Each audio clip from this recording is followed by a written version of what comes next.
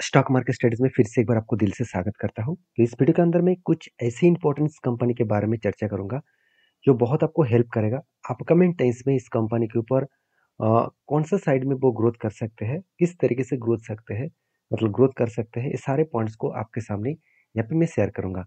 तो वीडियो को लास्ट तक देखना। अभी तक अपने चैनल को सब्सक्राइब नहीं किया तो जरूर कर लेना। तो फर्स्ट जो कंपनी है जिसका नाम है Mahindra and Mahindra limited. Basically इस कंपनी का नाम है मतलब Mahindra and Mahindra limited. India की एक पॉपुलर कंपनी है। अभी पॉपुलर कंपनी में क्यों बता रहा हूँ, क्योंकि देखिए इंडिया में जितने सारे ऑटो इंडस्ट्रीज कंपनी है उनमें से नंबर 1 है मारुति सुजुकी और सेकंड पोजीशन है महिंद्रा एंड महिंद्रा। तो बेसिकली मारुति सुजुकी और महिंद्रा, इस दोनों कंपनी को अगर देखा जाए तो दोनों ही एक स्ट्रॉन्ग कंपनी है और इनमें से सबसे ज़्यादा स्ट्रॉन्ग है मारुति सुजुकी और उसका मार्केट कैप भी बहुत बड़ा है, करीबन 3,82,000 करोड़। और जहाँ पे महिंद्रा महिंद्रा का मार्केट कैप है 3,48,000 करोड़। मतलब दोनों में डिफरेंस अभी उतना ज़्यादा नहीं है पहले जिस तरीके से थे, तो आज डिफरेंस बहुत कम हो गया। तो महिंद्रा महिंद्रा के ऊपर सबसे पहले जो अपडेट मैं आपके साथ शेयर करूंगा वो ध्यान से देखना कि कंपनी के ऊपर जो ग्रोथ है वो ग्रोथ दिखाने से पहले इस कंपनी के टेक्निकली चार्ट पर मैं आपके साथ शेयर करूंगा। फिलहाल के लिए इस कंपनी का प्राइस कितना चल रहा है, 2,800 रुपीज़ के आसपास जब मैं वीडियो बना रहा हूँ। शायद आप वीडियो जब देखेंगे चेंज भी जरूर, डेटा चेंज होगा, तो वो इंपॉर्टेंस नहीं है। फिलहाल के लिए कंपनी का हालत क्या है वो देखना इंपॉर्टेंस है। जैसे देखिए कंपनी के ऊपर इसी रेंज के अंदर कंपनी बहुत दिनों तक काम कर रहा है। इसी रेंज के अंदर कंपनी बहुत दिनों से काम कर रहा है और बेसिकली इस रेंज के बेसिस में देखा है तो कंपनी के ऊपर एक वॉलेटिलिटी देखने को मिला और इसी वॉलेटिलिटी के कारण मुझे लगता है कंपनी के ऊपर यहाँ से एक ब्रेकआउट होने का चांसेस रहेगा और उसके बाद एक बड़ा धमाका हो सकता है। अभी ऐसी बात मैं क्यों बता रहा हूँ, देखिए मैं अगर प्रीवियस डेटा को मैं आपके साथ शेयर करूं तो ध्यान से इस चीज़ को देखना।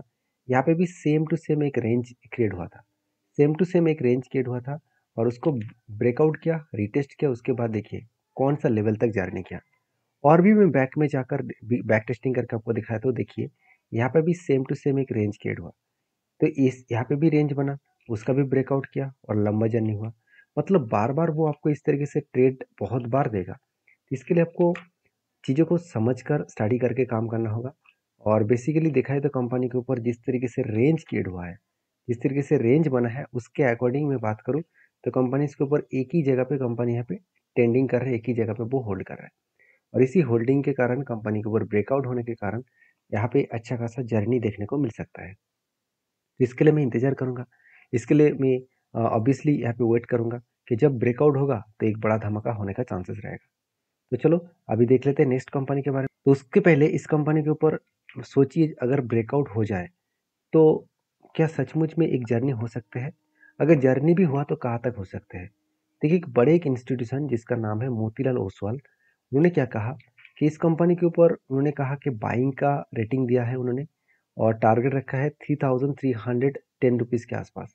मतलब 3,310 रुपीज़ के आसपास टोटल यहाँ पे कंपनी का टारगेट दिया गया है और बेसिकली बहुत शानदार टारगेट भी दिया गया है। तो 3,330 के अंदर मतलब अराउंड आप बोल सकते हैं कुछ इस तरीके से लेवल्स में टारगेट रखा गया है।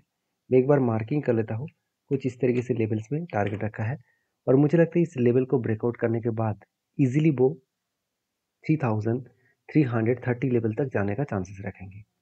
बाकी आपके क्या व्यू है इस कंपनी के ऊपर, जरूर मुझे कमेंट्स करके बताना, क्योंकि कंपनी के ऊपर जो डेटा देखने को मिला उस डेटा के अकॉर्डिंग मैं एक ही चीज़ आपको साथ शेयर करूंगा, वो है इस कंपनी के ऊपर जो ग्रोथ है वो यहाँ पे स्ट्रांगली ग्रोथ यहाँ पे देखने को मिल रहा है।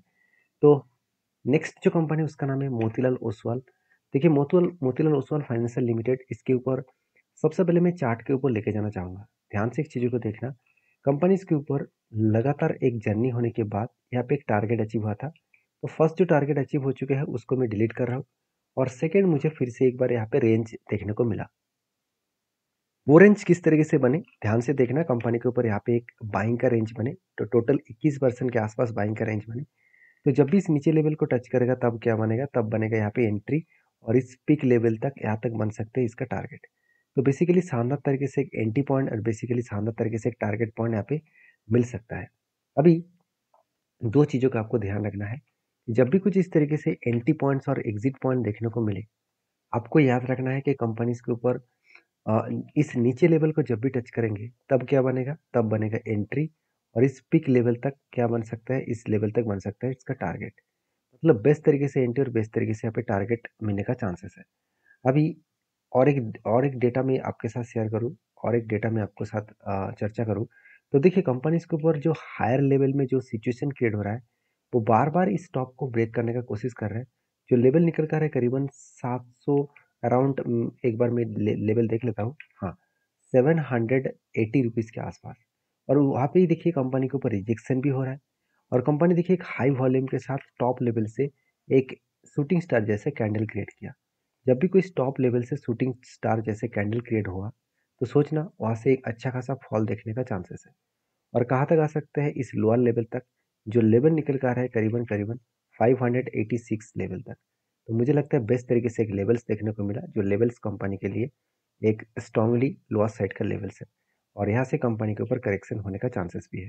बाकी इस कंपनी के ऊपर आपके क्या ओपिनियन है, जरूर मुझे कमेंट्स करके बताना। और मोतीलाल ओसवाल के ऊपर एक चीज़ मैं और भी आपके साथ शेयर करना चाहूँगा। देखिए मुझे कंपनीज के ऊपर कोई भी डाउट नहीं है, कंपनी बेस्ट परफॉर्मेंस कर रहा है, सेल्स लगातार बढ़ते चले जा रहे हैं, उसके अगेंस्ट में कंपनी का प्रॉफिट भी बहुत स्ट्रांगली ग्रोथ हो रहा है। कोई भी क्वार्टर्स में ऐसे नहीं दिखा कि कंपनी का प्रॉफिट ग्रोथ कम हो गया। तो सेल्स एंड प्रॉफिट ग्रोथ बहुत स्ट्रांगली ग्रोथ कर रहा है, उसके अकॉर्डिंग कंपनी अच्छा खासा जर्नी कर रहा है। बाकी देखिए इस कंपनी के ऊपर डेटा के हिसाब से बात करूँ, तो कंपनी इसके ऊपर एक अच्छा खासा मोमेंटम देखने को मिल सकता है, और जिसके लिए मैं इंतज़ार कर रहा हूँ, क्योंकि पैटर्न्स वाइज कंपनी इस जगह पे देखिए हायर हाई बनाया, उसके बाद देखिए ऊपर जा रहा है, मतलब कंपनी फिर से एक बार नीचे आने का कोशिश करेंगे, क्योंकि इसका जो टोटल जो लो क्रिएट हो रहा है, प्रीवियस लो, मतलब यहाँ पे जो लो क्रिएट हुआ, उसके बाद नेक्स्ट लो ऊपर बना, उसके बाद नेक्स्ट लो ऊपर बना, उसके बाद नेक्स्ट लो ऊपर बना, मतलब यहाँ पे जो लोअर बन रहा है वो लोअर हाई बन रहा है, मतलब पॉसिबिलिटी ज़्यादा है यहाँ पे एक बिग बाउंस करने का। तो बाकी इस मोतीलाल ओसवाल के ऊपर आपके क्या व्यू है, जरूर मुझे कमेंट्स करके बताना। नेक्स्ट जो कंपनी उसका नाम है एंजल वन। देखिए एंजल वन बेसिकली इंडिया के अभी second largest stock broking company है, और कभी कभी थर्ड पोजीशन में भी चले जाते हैं। तो एक सिचुएशन है जहाँ पे कुछ इस तरीके से वोलेटिलिटी आपको हमेशा दिखेगा। तो एंजल वन के बारे में एक चीज़ मैं आपको बता दूं, कि कंपनीज के ऊपर ओवरऑल 23,600 करोड़ के आसपास यहाँ पे मार्केट कैप देखने को मिले। तो उसके अगेंस्ट में मैं एक चीज़ और भी आपको बताना चाहूँगा, कि एंजल वन के ऊपर सबसे पहली बात, कंपनी के ऊपर जो डेटा है, उस डेटा के हिसाब से कंपनी के ऊपर जो फिलहाल की जो हालत है, अगर वो देखा जाए, तो एंजल वन लगातार गिरने के बाद फिर से वो शानदार तरीके से हाई वॉल्यूम के साथ वो रिकवरी करने का कोशिश कर रहे हैं। अगर अभी रिकवरी जिस तरीके से हो रहा है, उसके अगेंस्ट में देखा है तो कंपनी के ऊपर जर्नी हुआ, रीटेस्ट किया, और उसके बाद फिर से बाउंस बैक करने का कोशिश कर रहा है। मतलब क्या है, मतलब यही है कि कंपनी देखिए इतनी बड़ी फॉल होने के बाद वो कभी ना कभी तो रुकना चाहिए था। तो वो कहाँ पर आकर रुके, जो इसका स्ट्रांगली सपोर्ट लेवल था, और ही स्ट्रांगली सपोर्ट लेवल को टच किया, उसके बाद यहाँ से बाउंस बैक कर रहा है। तो मेरे हिसाब से बेस्ट तरीके से एक सिचुएशन क्रिएट हुआ, उसके अगेंस्ट में कंपनी अच्छा खासा यहाँ पे जर्नी कर सकते हैं। तो एंजल वन के ऊपर मेरा जो व्यू है वो कुछ इस तरीके से टॉप लेवल में है, जो लेवल निकल कर है 3,900 के आसपास, क्योंकि अच्छी कंपनी हमेशा इसी तरीके से यू टर्न लेकर वापस जाते हैं। और मैंने जब एंट्री लिया था, वो कुछ इस तरीके से एकदम लो प्राइस में एंट्री लिया था। मैंने इस जगह पे एंट्री क्यों लिया, वो मैं आपको बता देता हूँ।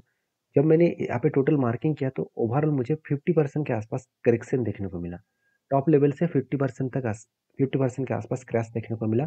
और इसी 50% आसपास क्रैश देखने के बाद मैंने कंपनी के ऊपर जब रिसर्च किया, तब मुझे कुछ डेटा देखने को मिला, जो डेटा मुझे बहुत स्ट्रांग लगा।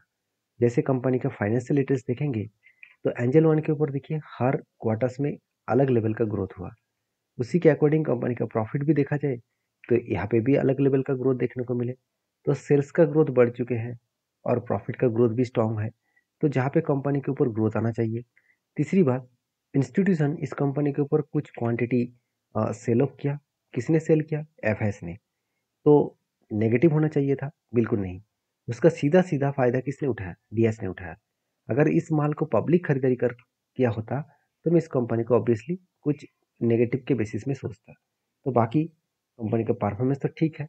मेरे हिसाब से इस कंपनी के ऊपर आपको जरूर स्टडी करना चाहिए, और आपको जरूर वॉच करके काम करना चाहिए। तो चलो नेक्स्ट कंपनी के बारे में चर्चा कर लेते हैं। नेक्स्ट कंपनी का नाम है JFL लाइफ साइंस लिमिटेड। जो एक 75 करोड़ की कंपनी है और बेसिकली इस कंपनी के ऊपर अपडेट यही है कि कंपनी इसके ऊपर जल्द से जल्द आपको एक्स्ट्रा बेनिफिट मतलब बोनस मिलने का चांस। और वो भी कितना बोनस मिलेगा? 5:1 रेशियो का। मतलब कंपनी के ऊपर हर एक के बदले कंपनी 5 शेयर आपको बोनस देने वाले। तो जो लोग बोनस पाना चाहते हैं एक बार डीपली रिसर्च करें, उसके बाद काम करें। वीडियो अच्छा लगे तो प्लीज़ लाइक करें। मिलते हैं नेक्स्ट वीडियो में, तब तक के लिए धन्यवाद।